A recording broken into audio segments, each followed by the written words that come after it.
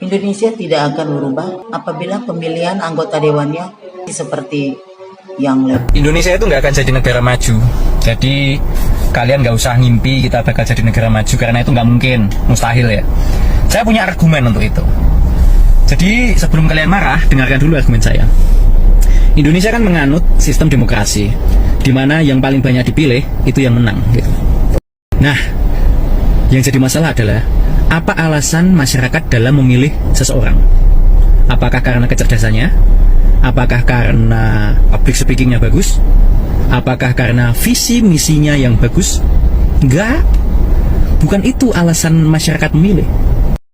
Yang saya perhatikan, kalau ada sosok yang viral, masyarakat suka. Ada sosok yang lucu, masyarakat suka.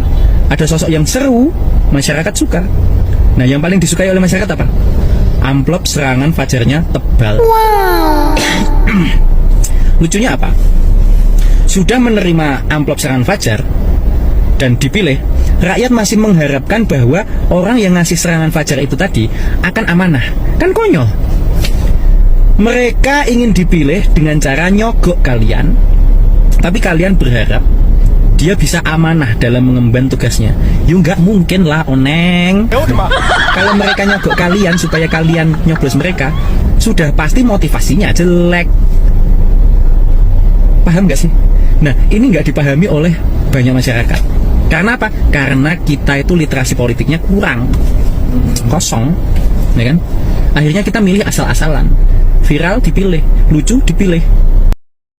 Bukan karena alasan yang mengenai kemampuan dalam menyelesaikan masalah, kecerdasan umumnya, atau mungkin public speakingnya, atau visi misinya. Enggak.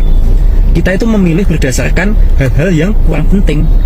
Lah, kalau seandainya kita memilih hanya berdasarkan viral dan seru kayak gitu, ya nggak akan menjanjikan calon-calon seperti itu. Makanya kita nggak akan maju.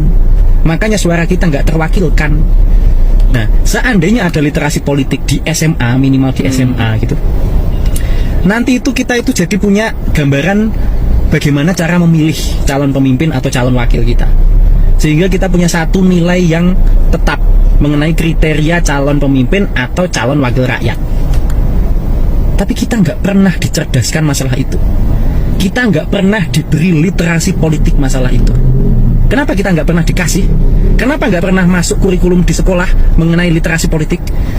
Karena kalau rakyat paham mengenai politik Indonesia, atau diberikan literasi mengenai politik, dan rakyat cerdas mengenai politik, maka orang-orang bodoh